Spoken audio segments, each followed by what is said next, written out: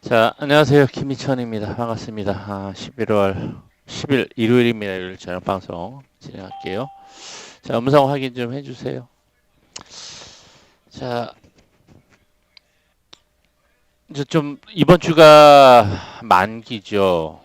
옵션 만기가 됩니다. 그래서 옵션 만기 관련된 시황 좀 간략히 이야기를 하고, 자, 만기 관련된 시황 지수 레인지와 타겟이 어느 정도 될지 이번 주 흐름을 좀 대략 예상을 좀 해보고요.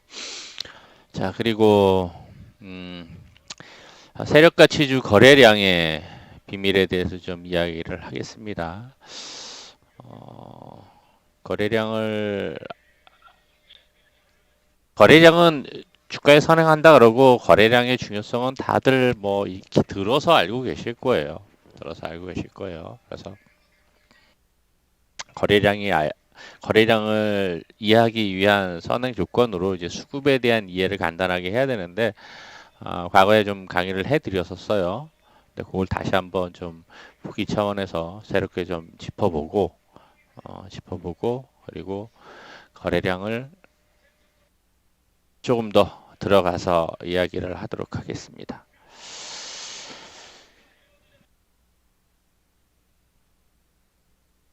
자, 우리 지수가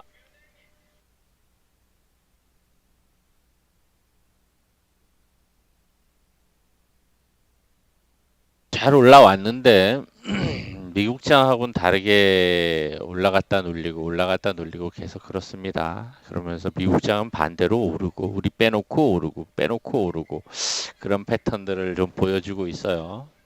근데 만기가 다가오면은 우리 시장은 어쩔 수가 없어요. 만기 포지션에 맞춰서 메이저들의 만기 포지션에 맞춰서 지수가 더 올라갈 듯 해도 더 못 갈 수밖에 없는 게 현실입니다.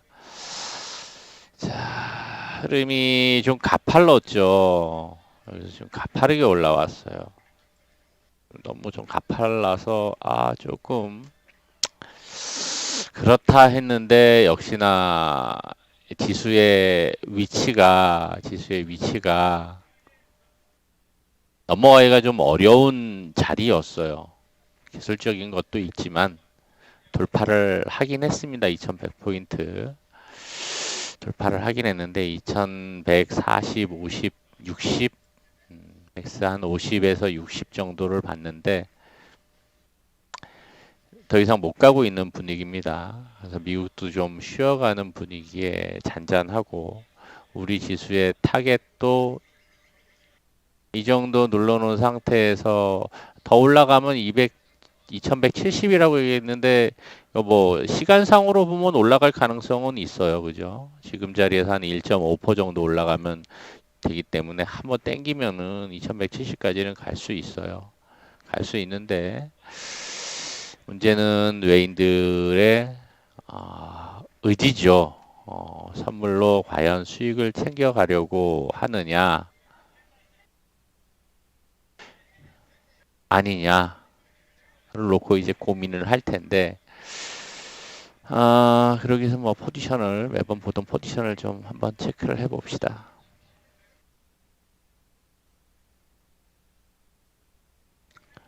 자, 이렇게 놓고 한번 봅니다.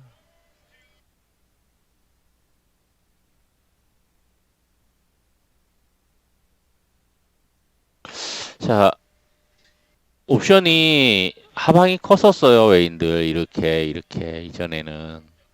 게다가 요거를 이렇게 올려놓았습니다.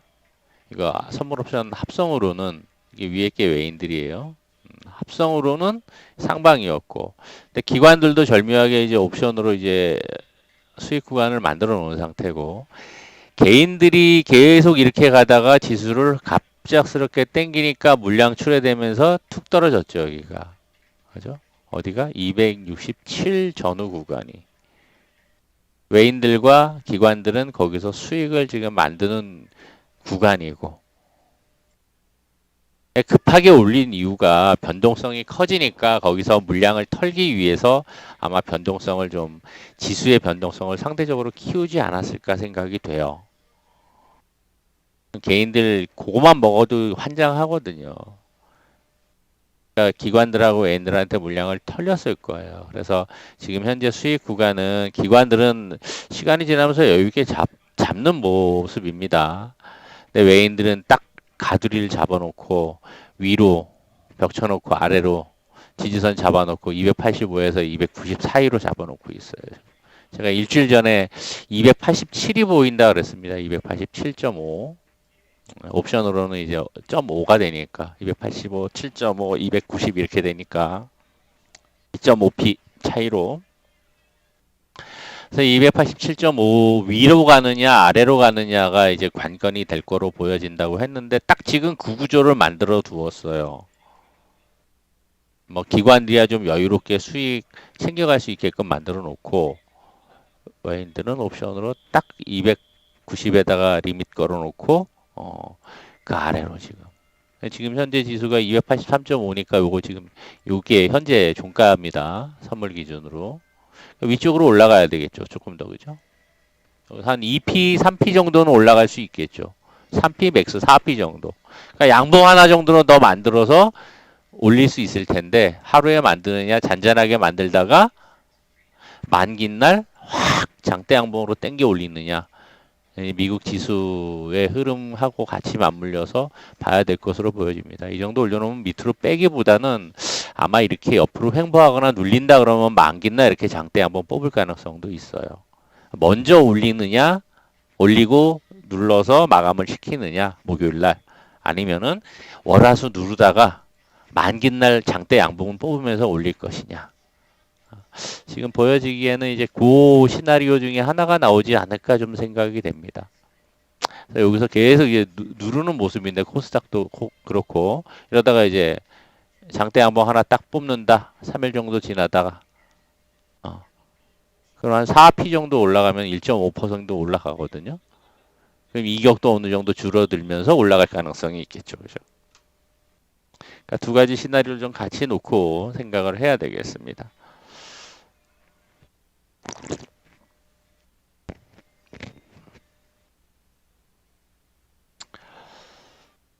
자, 지수 흐름을 예상을 해주는 사람이 없을 거예요, 아마. 그죠? 그냥 지나간 것만, 올라왔네, 읽어주지. 예상은 하되, 맞으면 좋은데, 안 맞으면 대응을 해야 돼요. 예상을 할 수 있는 거는 기술적인 흐름 가지고만 하는 게 아니라, 외인들의 심리, 지금 현재 포지션을 놓고 어떤 심리로 지수가 움직이겠구나를 시나리오를 생각을 해야 되는 거거든요. 과거의 경험치들로 봤을 때.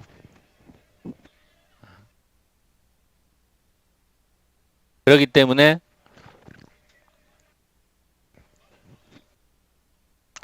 미국장이 오르지를 않았는데 우리 지수가 갭을 띄운다. 그러면 적어도 오전은 눌려 있거나 음봉으로 밀릴 확률이 높아지는 거고, 미국장이 빠졌는데 갭을 안 띄우고 보합에서 시작한다. 그럼 빠지다가 더 빠지거나 밀리다가 반등을 하거나 양봉 들어질 가능성도 생각을 해야 되는 거고, 미국장이 약보합 빠졌는데 우리 시장 뒤파락을 좀 심하게 해. 전날 빠진 것도 있어. 선반영 됐어. 그럼 개파락 시켜가지고 양봉 바로 들어줄 수도 있는 거고. 이제 그러한 상황에 따라서 시장 흐름을 일단은 예상을 하면서 장 중에 대응을 하시면 돼요. 뭐 일단 시장 상황이 종목들 단기성 매매 하는데도 영향을 미치죠. 당연히 수급이 쏠리는 종목들도 있긴 하지만 전체적으로 종목들 움직임에 영향을 미칠 수밖에 없어요. 그래서 그런 시나리오를 가지고서 대응을 해야지, 장중 단기라고 하더라도 이제 크게 손실 안 내면서 이제 대응을 하면서 이제 매매를 할 수가 있습니다. 트레이딩 관점에서는. 자, 코스닥의 경우에는 오히려 더 눌렀죠. 그죠? 미국장 올라가면서도 신고가 만드는데도 계속 음봉으로 찍어 눌렀어요. 개인들 수급이 상당히 크게 들어오면서 내내 들어왔죠. 지난주. 목요일, 금요일 크게 들어오고 기관들도 물량이 엄청나게 출회를 했습니다. 기관들 물량도 많이 출회가 되었는데 여전히 기관들은 매도로 일관을 하고 있어서 언제나 바뀔지 초점 맞춰서 좀 보셔야 될 거고요. 기관들 수급. 자, 뭐 기술적으로는 뭐 21선이 우상향이니 여기서 완만하게 올라왔으니 깨지 않는 이상은 횡보를 하다가 코스피와 함께 움직이거나 아니면은 반등했다가 같이 움직임 나올 수 있겠죠. 누르거나 목요일 날. 자, 그런데 코스피는 이 추세선을 돌파를 했지만 코스닥은 아직 돌파를 못했어요. 그래서 아마 11월 중에는 돌파 시도하면서 이렇게 안착할 가능성이 있습니다. 그래서 계속 이야기하지만 700에 코스닥이 안착하는 과정이 중요합니다. 700의 안착. 자, 그렇게 생각하고 가시면 되겠습니다. 코스닥은. 자, 시황은 이렇게 간단히 말씀드리고 중요한 것은 이제 종목으로 넘어가고 핵심인 이제 거래량에 대한 거래량의 비밀을 좀 이야기를 해드리도록 하겠습니다.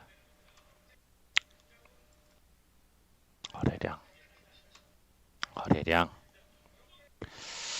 자, 거래량을 이야기에 앞서 수급에 대한 이해를 좀 간단하게 해야 돼요. 들으신 분도 있겠지만은, 자, 못 들으신 분들을 위해서 간단하게 좀 이야기를 할게요.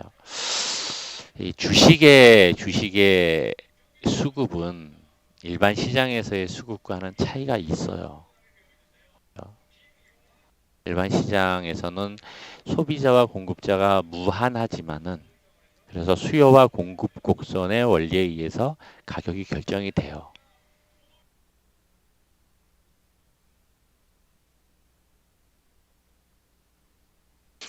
그죠? 이렇게 다 보이시죠? 화면? 자, 뭐 워낙 유명한 거니까 우리가 학창 시절에 배웠었던 그죠? 수요와 공급 양쪽의 수급에 의해서 가격이 결정이 됩니다. 그런데 주식 시장은 소비자는 무한하다고 볼 수 있는데 공급자는 유한해요. 유통 주식이 한정이 되어 있죠. 핵심은 여기 있습니다. 소비는 무한할 수 있는데 공급은 한정이 되어 있다는 거.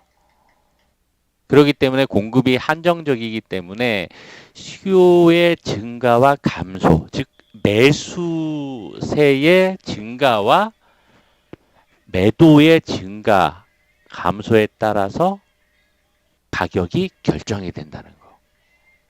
매수세가 있느냐, 매도세가 있느냐, 매수세가 많냐, 매도세가 많으냐.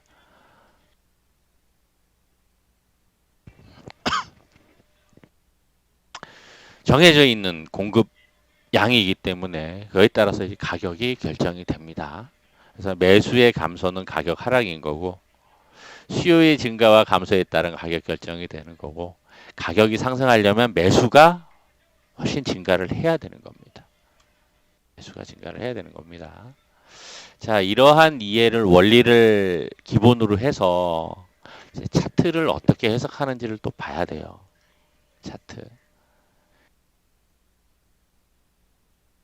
차트를 일반적으로 디폴트는 아마 그렇게 안 나와 있을 거예요. 그런데 이걸 보시고 차트도 이해를 좀 간단하게 하고 그다음에 좀 거래량을 좀 넘어가 보도록 합니다. 자, 차트 해석은 캔들과 거래량으로 해석을 하는데 양봉의 거래가 감소한다 그러면은 사는 사람이 감소하고 있는 거잖아요. 그죠? 양봉의 거래가 증가를 하면 사는 사람이 증가를 하는 거고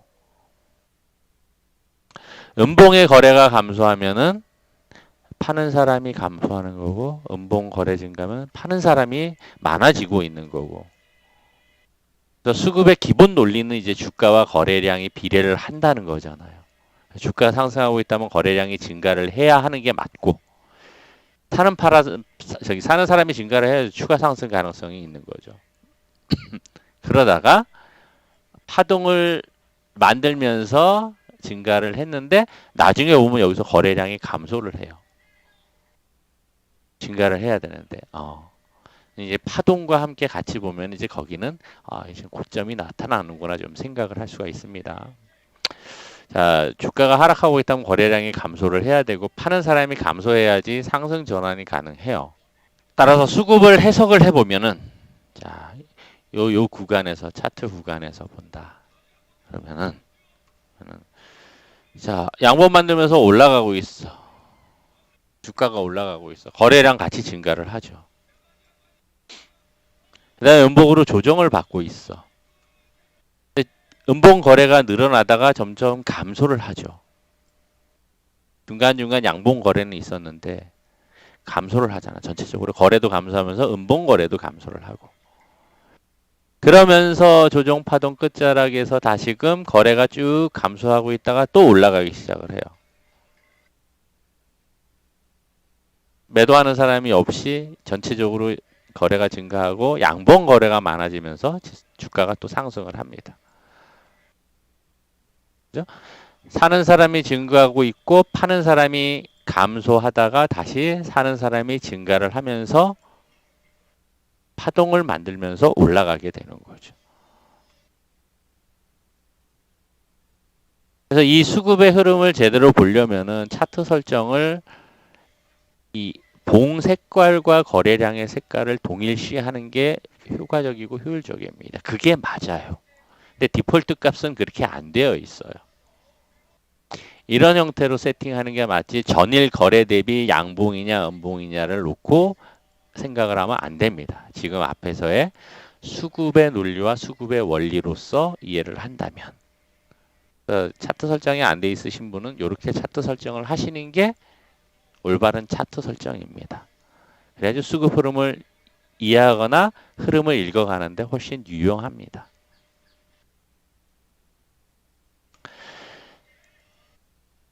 자, 이렇게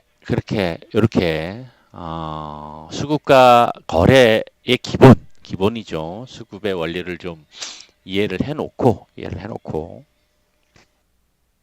거래량의 비밀을 좀 파헤쳐 보도록 하겠습니다. 그래서 이제 차트로 넘어가서 자, 여기서 또 한 가지 세력 가치주라고 하는 것은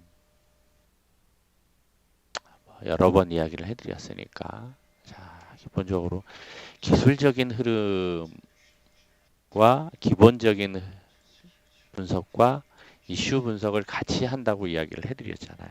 그죠? 이 기술적인 분석에서의 중요한 게 거래량이에요. 거래량이에요. 이 거래량은 누군가 이제 매집을 했다는 전제하에 거래를 보는 거죠. 근데 거래량은 속일 수가 없는 겁니다. 거래량은. 다른 것은 페이크 모션을 할 수 있어도 거래량은 절대 속일 수가 없단 말이죠.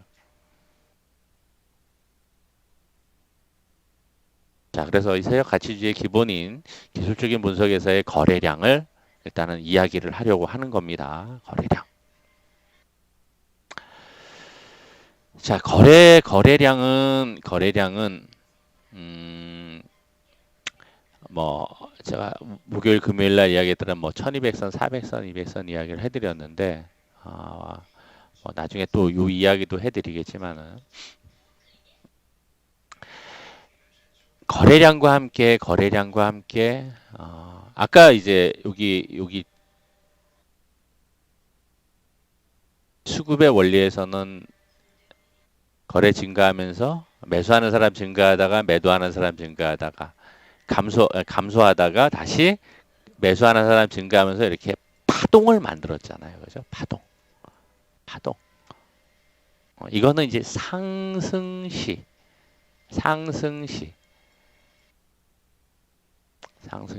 저런 주가의 흐름 보여주는데 이해해야 될 거 몇 가지 추가로 좀 언급을 하면은 파동이라는 것도 좀 이해를 해야 될 거고요. 그죠? 엘리엇 파동을 기본 원리로 해서 파동이라는 거. 그리고 또 하나 이해를 해야 되는 게 뭐냐? 프랙탈 구조예요. 프랙탈 구조. 네. 큰 파동은 작은 파동의 집합이라는 거.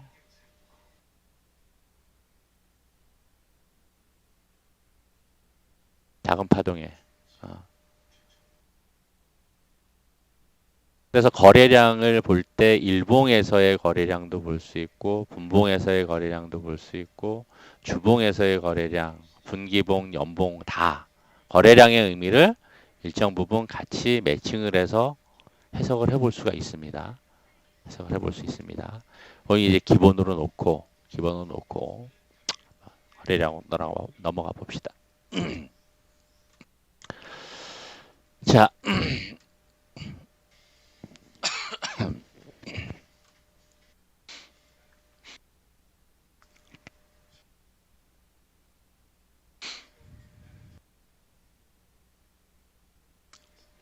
자, 금요일날 상한가 간 종목을 하나 좀 볼게요. 금요일날 상한가 갔던 종목을 하나를 좀 봐보도록 할게요.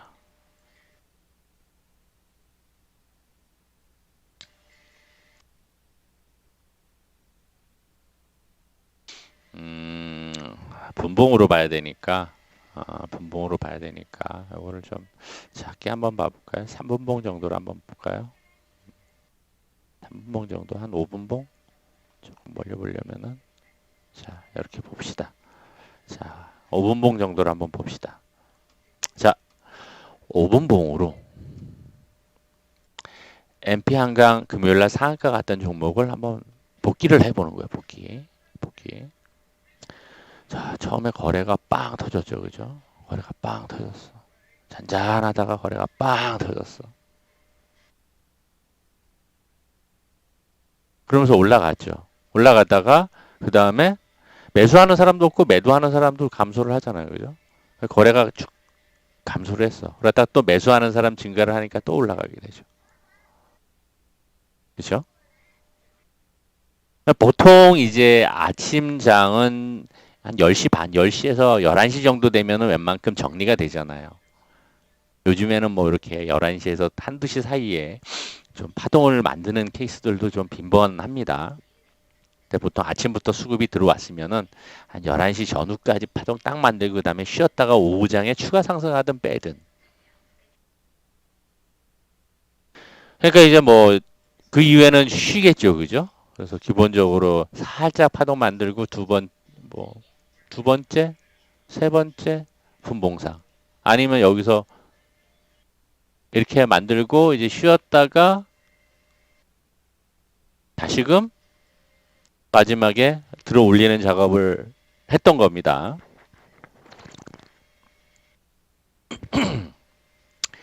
분봉에서도 분봉에서도 이렇게 아까 얘기했던 파동 원리하고 거래량하고 같이 볼 수 있잖아요. 그죠? 같이 증가를 했다가 여기는 뭐 한 번에 수급 확 들어왔다가 이제 내려온 거지만은 이거를 3분봉으로 보면은 3분봉으로 보면은 아까 설명했었던 거하고 똑같죠. 거래가 매수하는 사람이 증가다 매도하는 사람이 감소를 하고 거래가 쭉 감소하니까 다시 매수하는 사람이 급증을 해가지고 파동 만드는 거잖아. 그죠? 거래가 쭉 감소하죠. 매도하는 사람이 별로 없어. 그러면서도 전체적으로 거래가 감소해. 그러니까 매수한 사람들 중에 매도하려고 하는 사람 혹은 보유하고 있었던 물렸던 사람들 중에서 매도하려고 하는 사람들이 별로 없다는 의미로 해석을 할 수 있어요. 그러다가 툭 치고 올라오니까 거래하는 사람 증가하니까 또 올라가겠죠.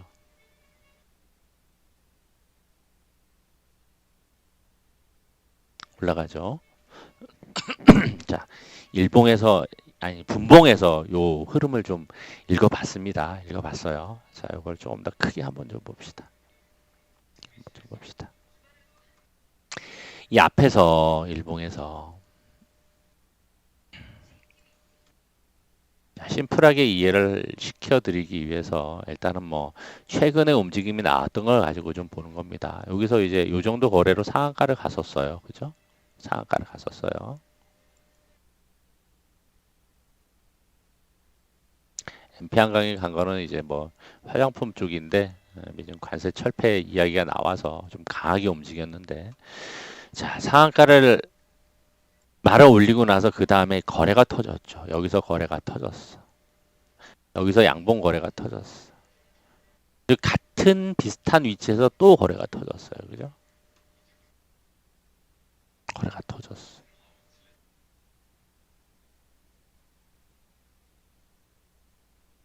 거래량. 그리고 나서 흐름을 본다 그러면은, 자, 첫 번째 거래 터지고 올라왔었던 고점 자리가 여기죠. 그죠? 거래량. 거래량에 초점 맞춰서 보세요. 거래량. 자, 놓고 봅시다.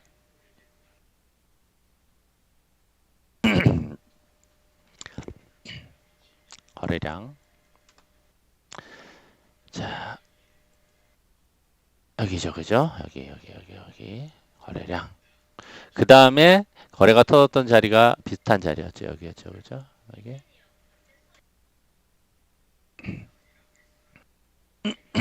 그게 그 자리가 요거죠. 요 거래량, 요 거래량, 요 거래량. 그리고 여기에서 갭 띄워서 음봉으로 누르면서 매도가 급증을 했어요. 매도가 급증. 매도 급증. 자, 누군가 매도를 한 거죠. 매도를 한 거예요. 하루 종일 음봉으로 눌렀어. 밀렸어. 다음날 또 봤더니 매도하는 사람이 또 있어. 여기서든 누군가 매수한 사람이 갭 띄워서 수익 실현을 했겠죠. 일부. 그죠? 그러다가 그 수급 라인이긴 한데 요 라인을 뭐 살짝 밀리긴 했지만 크게 안 빼면서 여기서 저점이 잡히고 거래가 급감을 한 거죠. 거래 급감. 거래 급감. 그러다가 수급이 들면서 금요일날 상한가를 말아 올렸어요. 그죠?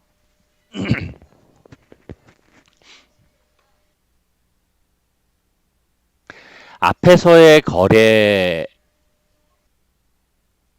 이렇게 터졌다는 얘기는 누군가 이제 단기성 매집을 했다고 볼 수 있습니다. 며칠 안 된 거니까. 이제 15분봉 정도로 봤으니까. 불과 일주일 사이에, 그죠? 매집.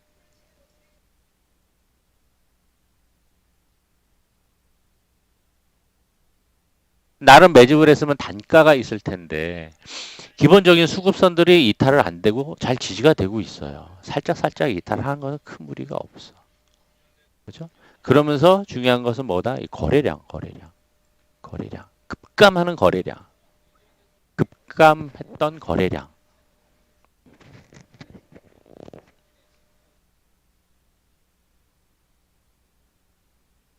거래가 급감하고 나서는 분봉에서도 그 다음에 어떤 모습을 보여주더라?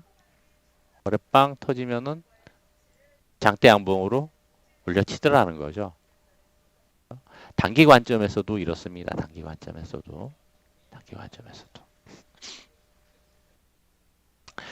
자, 그래서 일단 MP 한강이라는 종목이 상한가를 갔어요. 수급 논리로 한번 그 흐름을 해석을 해본 거예요. 한 일주일 정도 흐름을 가지고.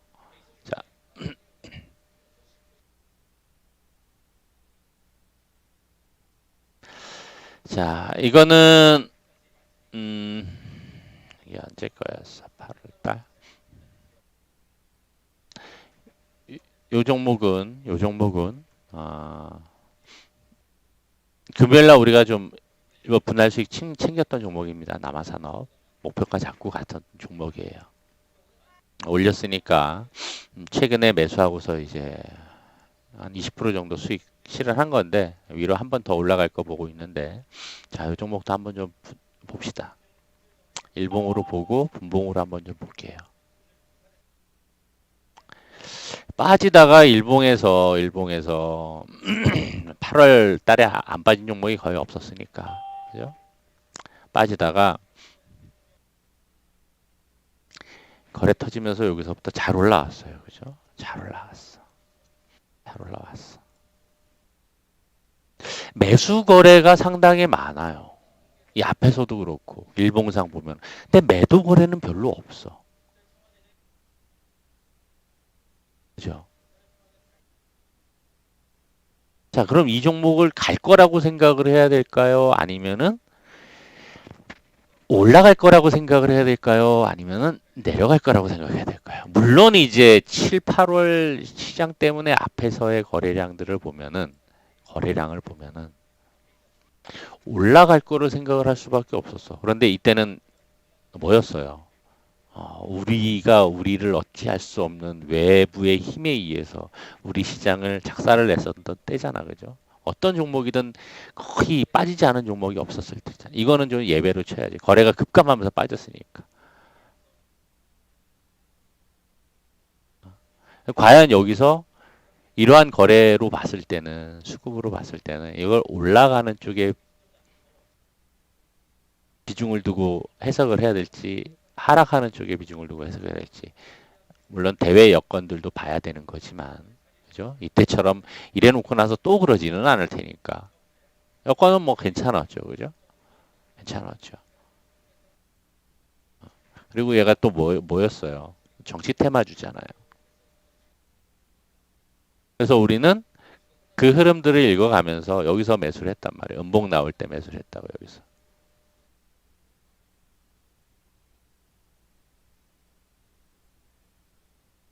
목표가 잡고 딱 올라갔어요. 목표 잡고. 근데 이것도 기본적으로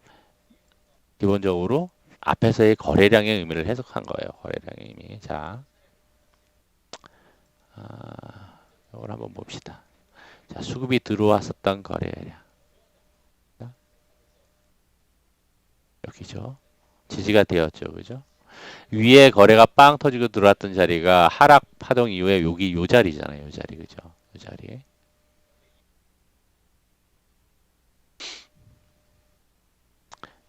요 앞에서도 거래가 들어왔고 위로 올라가다가 눌려서 수급 들어왔던 자리가 지지가 되고 있죠. 지지가 되고 있죠. 그리고 위에 자리를 딱 넘어서고 눌린 다음에 거래 터지면서 올라간 거란 말이에요. 이렇게 차트를 놓고 제 지인 중에는 이 거래량을 더 높게 보고 매매를 하는 사람이 있었어요. 이렇게 거래량의 흐름만 훨씬 더 잘 보이죠. 자, 첫 번째는 아까 상한가 종목을 분봉해서 한 3봉, 15분봉에서 흐름을 좀 체크를 해봤습니다. 체크를 해봤어요. 자, 그리고 단기적으로 빠른 이해를 위해서 원래는 지금 순서가 거꾸로 된 건데. 자, 그리고 일봉에서의 흐름을 보고 제가 이야기를 해드렸어요. 일봉에서의 흐름. 자, 그러면은 세력가 지주란 뭐냐? 세력가 지주의 거래량 똑같습니다. 약간의 차이는 있지만은 동일하게 해석을 할 수 있어요. 자, 과거에 우리가 수익을 냈었던 종목을 가지고 복귀 차원에서 보면서 가도록 할게요. 자, 제가 무료 방송에서 무방에서 추천을 했었던 종목 중에 대표적인 종목 중에 하나가 이제 국제약품이라는 종목이 있어요. 국제약품. 자, 국제약품이라는 종목이 있는데 이거를 무료 추천을 했었던 게 언제였었느냐?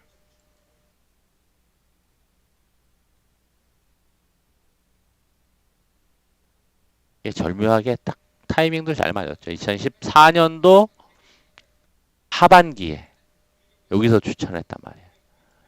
유유제약하고 같이 무료 추천했었던 종목이니까 공개를 합니다. 자, 지금 보면은 지금도 수익권이에요. 지금도 수익권이에요. 자, 근데 앞으로 자 가서 한번 봅시다. 왜? 왜? 자, 올라가기 전이었단 말이죠. 그죠? 전이었고 기본이 뭐였어요? 기본이 거래량. 그죠? 거래량. 이평선, 1200선, 400선, 200선. 그죠?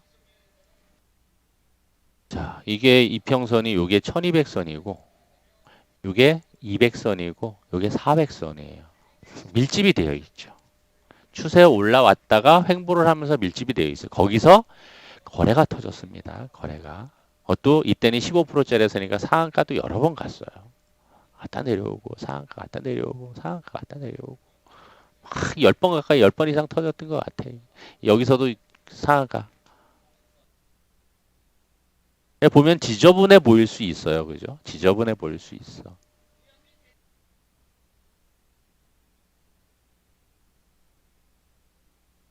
근데 길게 압축을 해서 이 흐름을 읽어가다 보면은 이게 지저분한 게 아니라 이걸 매집으로 볼 수 있단 말이에요. 매집으로. 거래량을 가지고 이걸 주봉과 뭐 월봉으로 한번 좀 보도록 하겠습니다. 월봉 한번 볼까요? 월봉.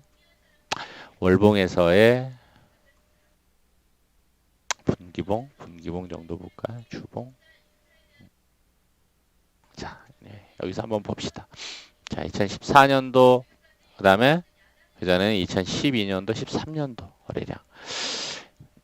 앞에서의 거래량을 보면은 음봉 거래가 되게 많아 보여요. 그죠? 음봉 거래가 많아 보여요. 음봉 거래가 많아 보입니다.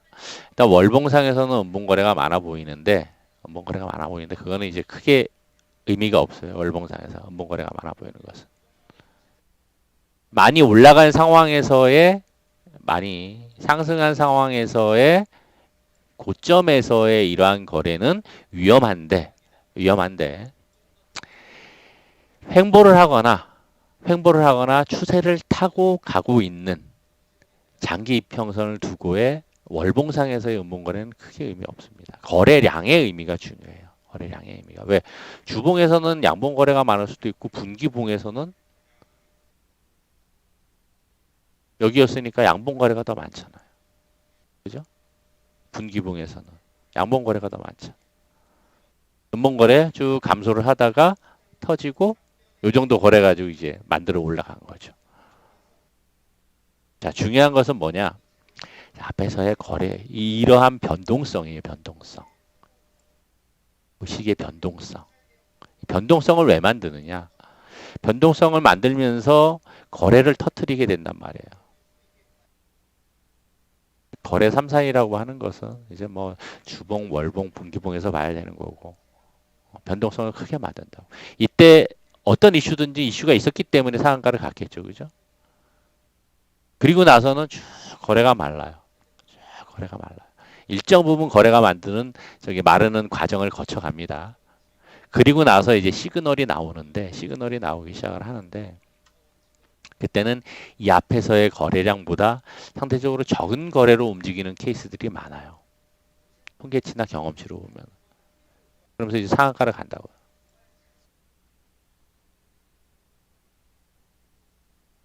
그리고 나서 흐름을 보면은 이 앞에 터졌던 거래보다는 적은 거래로 움직이죠. 그죠?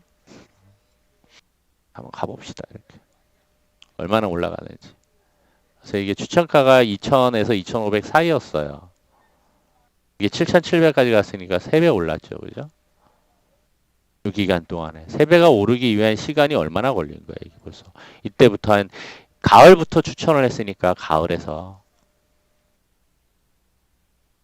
2,200원대 될 거예요. 2,200부터 7,700원을 찍었으니까 가을부터 해서 한 10개월이 걸렸죠. 10개월.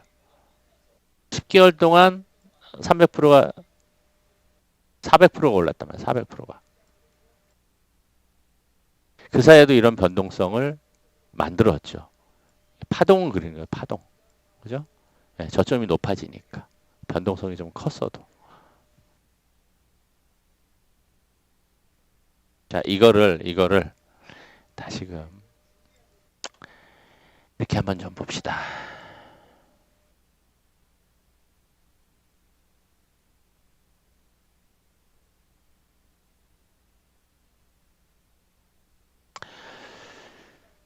자, 분기봉이에요. 분기봉 거래를 한번 좀 봅시다. 그 전보다 상대적으로 한 분기에 터졌던 거래량이 엄청나게 크죠. 거래량.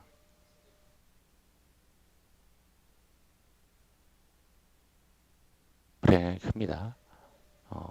그리고 이것은 분기 20선이에요. 20선. 분기 20선이 뭐다? 1201선이에요. 1201선.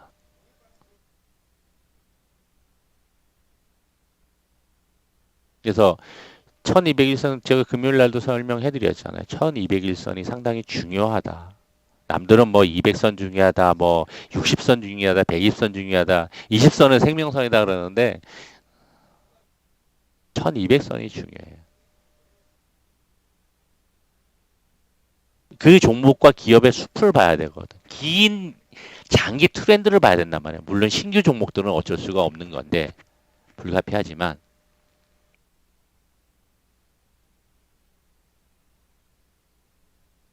오래된 회사들은 장기 트렌드를 봐야 되잖아요.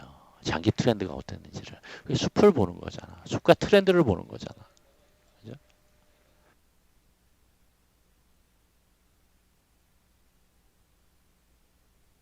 분기에서의 20선이라고 하면 20분기의 평균인데 몇 개월이에요, 그러면?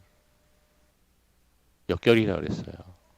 3이 60개월이잖아요. 60개월. 60개는 몇 년 평균이에요? 5년 평균이잖아. 그죠? 5년 평균. 회사의 실적이 5년 평균이 올라가느냐, 상승이냐, 하락이냐.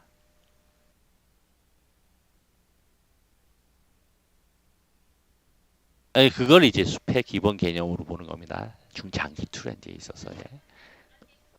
그런 가운데, 그런 가운데, 그런 가운데. 올라가다 실적이 올라가다가 어느 정도, 왜 분기별로 실적 발표하잖아요. 올라가다가 횡보를 했어. 실적은 증가를 안 해. 근데 어느 순간 거래가 터졌어. 횡보하던 가운데. 그렇죠? 그러면서 일봉에서의 그런 변동성을 오랜 기간 만들었단 말이에요. 그죠? 일봉에서 이 거래를 여기 변동성 커졌을 거 아니에요, 이게 지금. 그죠? 여기, 여기, 여기, 여기. 그러다가 거래가 분기본 거래가 급감을 했어요. 그리고 매수한 게 여기였었잖아요, 여기. 그죠? 여기 시점.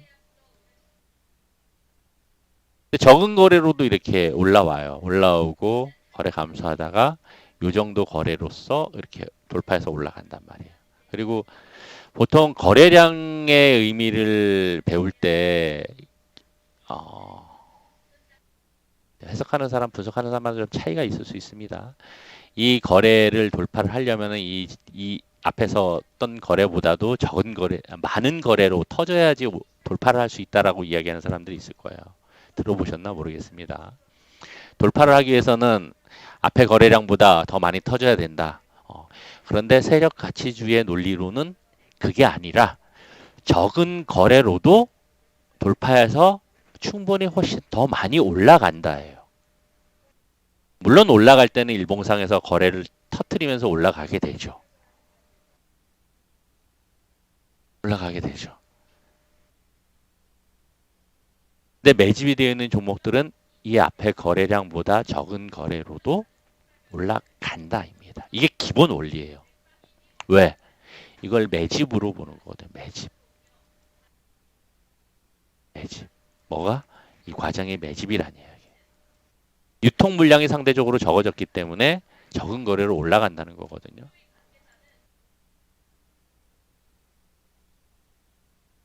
그럴 수 있겠죠. 논리적으로 생각해도. 왜? 아까 잠깐 우리가 익혔었던 뭐로 볼 때? 수급의 원리로 볼 때.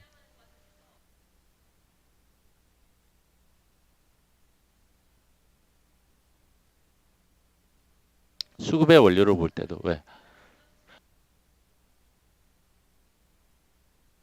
소비자는 무한할 수 있는데 공급이 한정돼 있잖아. 거기다 누군가 매집을 하고 있으면은 유통 물량이 적어지잖아요. 상대적으로 그 매집한 사람들이 가지고 있고 랠리 자금만 있다 그러면 적은 거래로 충분히 올라갈 수 있는 거죠. 그래서 제가 추천하는 세력 가치주에서 보면은 항상 신고가를 가거나 돌파해서 100%, 200%, 300% 올라가는 종목들의 공통적인 특징이 저런 겁니다. 앞에서의 매집 거래량보다 훨씬 적은 거래에서 올라가게 돼요. 그래서 저걸 일봉과 주봉, 월봉에서 파동을 적용을 하는 거예요. 파동. 가면서 거래가 점점 감소를 해요. 이게 3번 정도 그런 모습이 나온다 그러면은 이제 여기서는 이제 시세 차익의 물량들이 꽤 나온다라고 봐야 되겠죠. 그러면서 음봉 거래 터지면서 이렇게 내려오게 됩니다. 내려오게 됩니다. 기본 원리예요. 기본 원리. 그래서 거래량이 터지면서 저렇게 만들어졌던 자리에서 앞에 이게 때로는 뭐 1년 걸릴 수도 있고 2년 걸릴 수도 있고 3년이 걸릴 수도 있어요. 3년이 걸릴 수도 있습니다. 또 다른 종목 하나를 공방에서도 이야기했었던 종목이에요. 대한유파 우리 수익 챙겼고 그 다음에 또 챙겼었고 추천도 했었고 한 종목을 좀 보도록 할게요. 대한유파 이것도 14년도 말이었습니다. 14년도 말.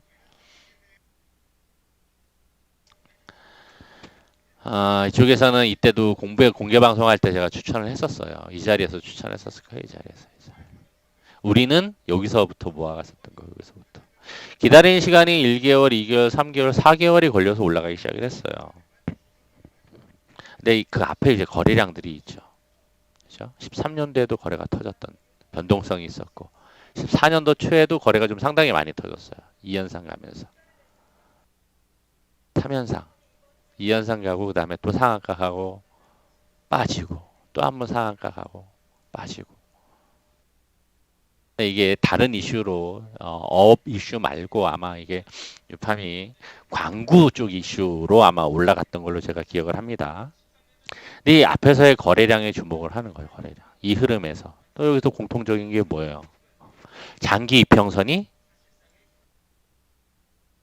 밀집되어 있고 횡보를 한다는 거죠. 그래서 이 앞에서 이런 거래량들은 상당히 의미가 있는 겁니다. 무시할 수가 없어요. 이때 움직이셨던 이슈가 아니더라도 다른 이슈 아니면은 이 중에 뭐 여기서 상한가 갔었던 이슈들이 다 동일하지는 않아요. 그때 다른 세력들이 움직였을 수도 있습니다. 동일하지가 않는데 근데 어찌되었거나 이때 이러한 거래를 터뜨려서 앞에서 만들었었던 거래량들이 그 주체를 보면은 돈 있는 일부 세력들일 수도 있고 생계형 세력들이 물려서 있는 걸 수도 있고 일반 개인들이 따라갔다가 물려서 있는 걸 수도 있고 매집을 하고서 누군가 나는 저 기업 뭐 얘기 들은 거 있어 내부 정보 있어 올라가네 나도 사재기 해보자 매수했을 수도 있고 일반 개인들이 따라갔던 걸 수도 있고 근데 물리면은 매도 잘 안 하잖아요. 그죠? 특정 세력들이 내부 정보를 가지고 매집했을 수도 있습니다. 아니면은 정말 이거를 이때 랠리를 했었던 정말 중요한 정보를 가지고 어떤 특정 메이저 세력들이 매수를 했을 수도 있죠. 유통 물량이 한정돼 있다 보니까 이런 거래량에서 그러한 매집 특징을 나타내게 되면서 나중에 올라갈 때는 이 정도 거래 가지고도 충분히 이렇게 랠리가 가능한 거죠.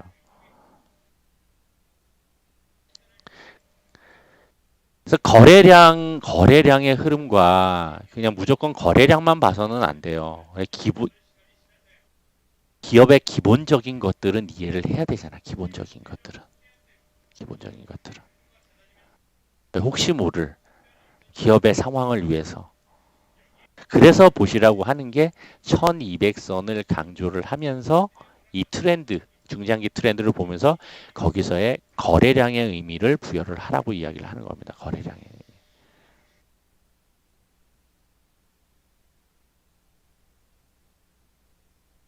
자, 이러한 거래량들이 일봉에서 압축해서 이렇게 보지만은 이걸 나중에 이제 뭐 월봉에서도 볼 수가 있고 주봉에서도 볼 수가 있습니다. 월봉에서 보면은 이렇게 거래량 앞에서 빵 터졌잖아요. 그죠?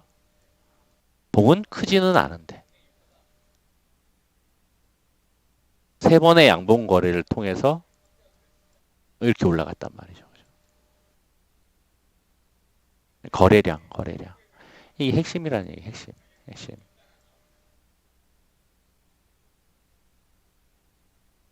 이거를 저게 매집이냐, 매집으로 봐야 되느냐, 아니면은 물량 분산으로 봐야 되느냐. 주가 위치에 따라 다르면서, 주가 위치에 따라 다르면서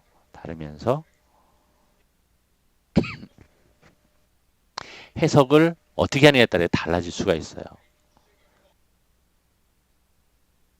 바닥에서의 거래량은 장기 이평선이 횡보를 하면서 상향으로 돌아가려고 하면서 이렇게 1년 정도 거치면서 이렇게 거래가 터지면서 변동성을 만들면은 장기 평선도 돌아가게 되죠.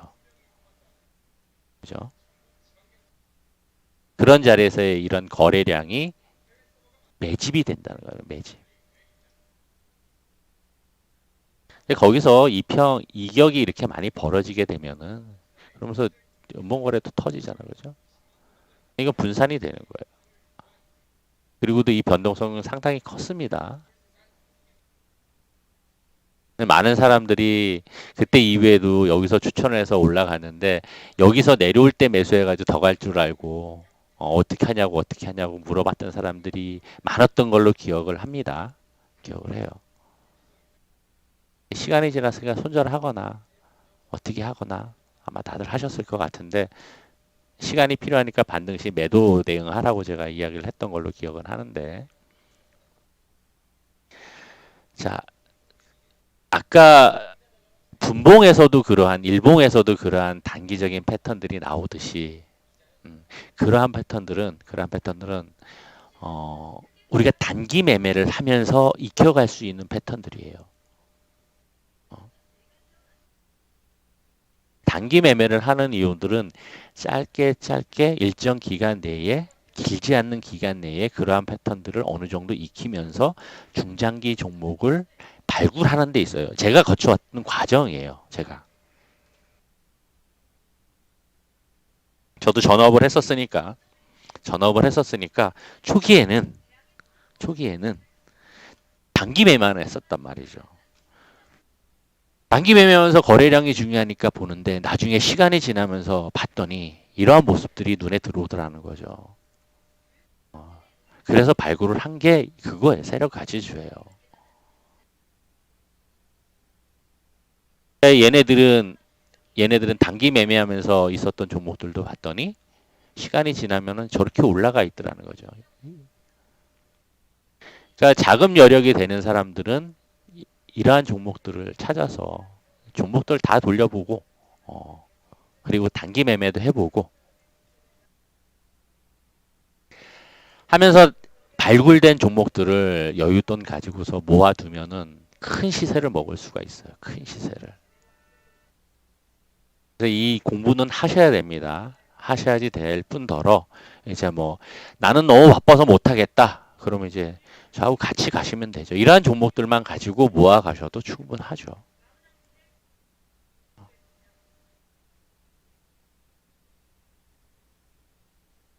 자, 거래량, 수급의 기본적인 논리와 아까 이야기해드렸던 거래량의 의미 상당히 중요하면서 주식의 주가보다 선행하는 게 거래량이기 때문에 어느 정도 거래가 터지냐에 따라서 주가의 이제 정도도 계산할 수 있는 공식은 없는 거지만 흔히들 많은 주식시장에서 놀았었던 사람들이 하는 얘기가 거래량만은 속일 수 없고 거래량은 주가에 선행한다라고 이야기를 하잖아요. 그걸 기본으로부터 시작을 해야지 맞는 거잖아요. 그죠? 단기 매매건 중장기건. 분명히 이제 포트를 가져갈 때는 그 의미를 가지고 가져가시는 게 좋습니다. 대형주하고는 좀 차이가 있어요. 대형주에서도 가끔씩 나오는 패턴들이긴 한데 메이저들이 움직이는 기관과 외인들이 움직이는 패턴들하고 좀 차이가 있기 때문에 중소형 개별주들 개인들 수급들 중심으로 봐야지 되고 저런 종목들이 나중에는 이제 기관들이 정말 많이 올리는 케이스들도 있습니다. 기관 외인들이 메이저들이 정말 좋고 실적 베이스 성장성 있는 애들은 기관 애들이 꾸준하게 많이 올리게 돼요. 많이 올리게 됩니다. 올해 이제 대표적인 게 LB 세미콘이었어요. LB 세미콘. LB 세미콘. LB 세미콘. LB 세미콘을 매수를 한 게 1월 달이었단 말이에요. 1월 달. 1월 달 매수. 매수. 얼마가 올라왔어? 4,000원 초반대에서 지금. 기본 2, 300%는 가잖아요. 물론 중간에 이제 분할 매도해서 아마 여기까지는 다 못 먹고 여기까지 먹었을 거예요. 여기. 상한가 다음날 다 매도를 했을 텐데.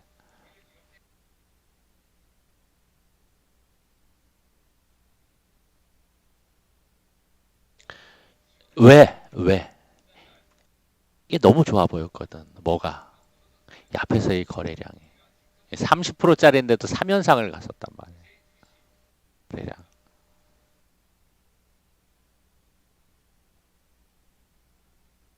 그리고 아까 얘기했었던 원리 뭐예요? 1200선을 주목하라.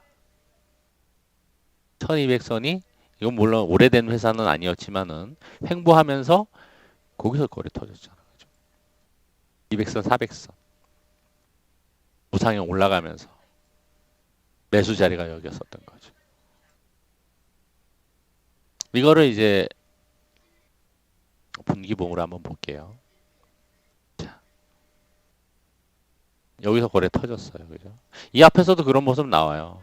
하다가 오랫동안 횡보하다가 여기서 거래 빵 터지고 분기봉에서는 단봉이었죠. 거래 감소하는 음봉에 그 다음에 올라갔단 말이에요. 이게 너무 예뻐 보여서 사실. 예뻐 보였어요. 예뻐 보였다고요. 그래서 1월부터 추천해서 한 300% 수익 낸 거죠. 200% 이상, 300%. 그래서 일정 이 정도 기간 동안에 이렇게 올라갔으면은 파동 만들어서 올라갔잖아요. 그죠? 올라갔으면 하락 파동이 완성이 돼야 돼요. 완성. 하락 파동이 완성이 돼야 된다고. 하락 파동이 완성이 안 됐어, 아직. 가장 긴 3파, 5파 나오고 하락 파동이 이제 어설프게 나오고 있단 말이에요. 어설프게. 주봉도 지금 이 추세가 우하향으로 20선이 이렇게 꺾여서 내려오고 있고. 그죠? 그러니까 시간이 필요해요. 좀 더 빠져야 되고 가격 측면에서는. 항상 이제 많은 사람들이 이런 자리에서 사고 싶어 해요. 내려오다가 횡보를 하는 자리죠. 횡보. 더 올라갈 것 같은 착각에 빠지나 봐요. 상당히 우를 범하기 쉬운 자리들입니다. 이건 깨고 내려온다 쪽에 손모가지 거는 게 훨씬 좋아요. 과거에 이제 하나 더 샘플로 좀 이야기, 요 케이스를 한 번 더 샘플로 이야기를 해드리고 정리하면서 마무리할게요. 그때도 두 개만 좀 이야기를 할게요. 그때도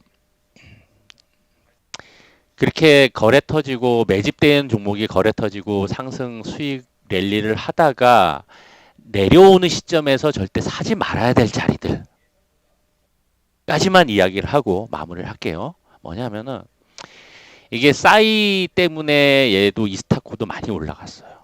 이스타코 수익 잘 냈어요. 우리가 매수한 자리가 어디였냐면은 여기까지는 다 못 먹었어요. 여기서 사가지고 이 정도 먹었어요. 이 정도. 또 한 번 사가지고 이 정도 먹었어요. 여기까지는 못 먹었어요. DI도 그랬고. 자, 그런데 여기서 사더라고요. 여기서 사요. 여기서 사길래 다른 전문가들도 추천을 많이 해주더라고요. 그래서 공개 방송할 때 누군가 물어봤습니다. 대표님, 이거 여기서 사도 갈까요? 나오세요. 그랬다. 그죠? 나오세요. 못 갑니다. 더 간다는데요? 못 갑니다. 못 갑니다. 왜? 이 시세가 얼마나 났어, 지금 3년 동안.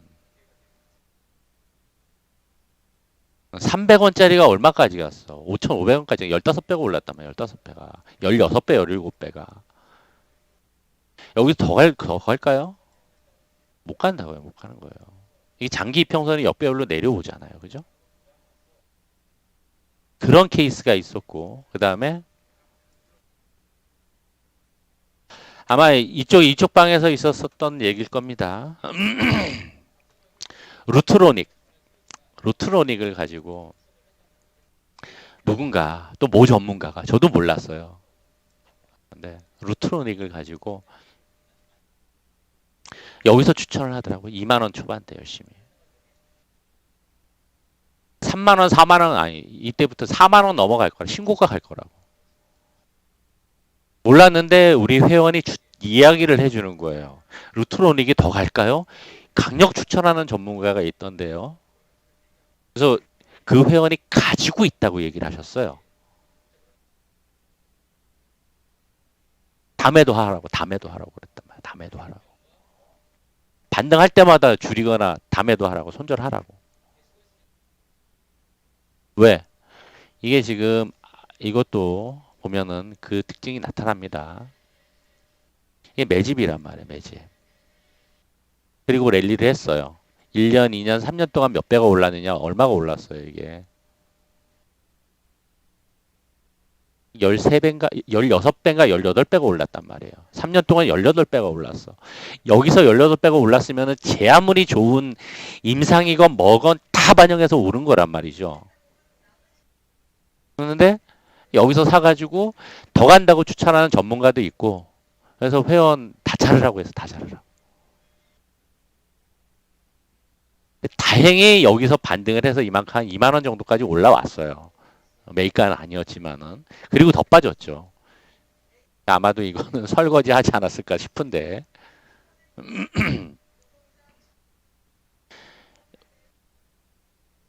적어도 이런 자리에서는 기다려서 물려도 기다려서 여기 샀다가 물려도 기다려가지고 이 시세를 먹을 확률이 높지만은 이렇게 시세를 냈다가 빠진 자리에서 더 가는 거를 보고 가는 것은 이건 희망 고문이고 무모한 거죠. 이 늙은 시세예요. 시세가 끝난 거예요. 그러한 우를 범하지 마시라는 겁니다. 이것도 똑같이 이거는 이제 정의한 종목은 아니었어요. 요거는 못 잡았어. 했으면 되게 많이 크게 먹었을 텐데 오늘 안타깝게 못 잡았어요.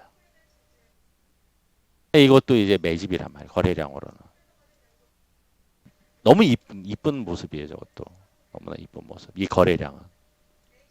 앞으로 이 뒤에 게 없었다라고 생각을 하고 이러한 패턴에 이러한 거래량의 종목이 나온다 그러면은 기업 상태가 문제없는 한 월봉에서 가져가야 되는 거란 말이죠. 이 큰 시세를 먹기 위해서. 자, 좀 정리를 할게요. 시황은 이번 주는 아마 두 가지 시나리오. 박스권 있다가 올라가면은 누르거나 만긴 날 누르거나 박스권이나 눌려 있다가 하면은 눌려 있는 상태면은 만긴 날 좀 양봉 가능성이 좀 높아 보입니다.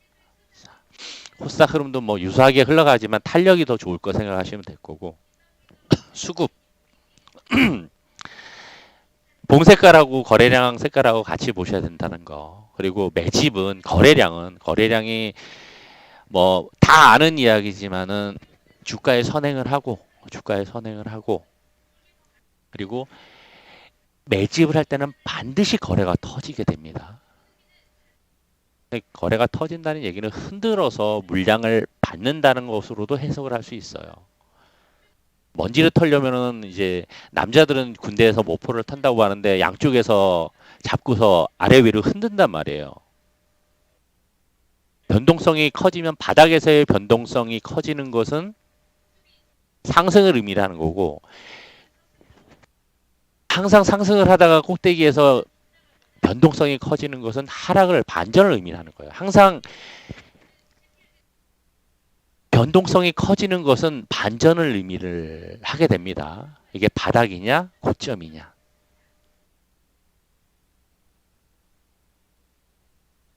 거기서의 거래량의 의미를 어떻게 해석을 하고 부여를 하느냐에 따라서 저게 매집이다, 아니다가 결정이 될 수 있어요. 그래서 매집이 되어 있는 종목들은 기본적인 분석이 따르고 이슈들이 계속 있었기 때문에 걔네들은 나중에 반드시 큰 시세를 주게 됩니다. 확률적으로. 확률적으로. 거래량의 의미를 매집과 같이 그리고 장기 이평선과 같이 놓고 해석을 하고 이해를 하고 보시길 바랍니다. 자, 그러한 관점에서 큰 틀에서 발굴하는 종목이 세력 가치주예요. 세력 가치주예요. 시간이 걸려도 얘네들은 큰 시세를 주게 되어 있습니다. 왜? 거기에 돈이 들어와 있기 때문에, 특정 세력에 돈이 들어와 있기 때문에. 그래서 의사분들이 유독 많이 들어오세요. 왜? 장을 못 보니까. 매수해서 가져가신다는 거죠. 돈은 많다. 이거죠. 그러니까 뭐 10억, 20억, 30억, 적어도 뭐 5억, 2, 3억 가지고 계신 분들이 은근히 많이 들어와요. 이 개념을 이해하시고 나서는. 그러니까 여러분들도 그러면서도 이 단기 매매를 병행을 해요. 안 할 수는 없어요. 왜? 저도 이제 전업을 해왔었던 사람이기 때문에 거기서 만든 기법 가지고 단기 단타도 하긴 해요. 그래서 저 시간을 이겨가는 과정에서 장을 못 보시는 분들은 저런 종목들을 기본으로 해서 가져가시면 되고 장에 계신 분들은 뭐 나름의 소소하게라도 재미를 가져가면서 시간을 이겨내시면은 저런 종목에서는 큰 수익으로 계좌의 색깔이 확 바뀔 수가 있습니다. 자, 세력 가치주의 중에서 이제 거래량의 의미를 가지고 오늘 좀 이야기를 했습니다. 일요일 저녁에 좀 시간을 좀 많이 끌었네요. 오늘은 고생 많으셨고요. 가능한 일주일에 한 번 정도씩은 요 세력 가치주를 쪼개서 의미를 좀 깊이 있게 좀 강의를 해드리도록 할게요. 자, 한 주도 성공 투자하시고요. 다음 시간에 뵙겠습니다. 고생 많으셨습니다. 지금까지 김희찬이었습니다.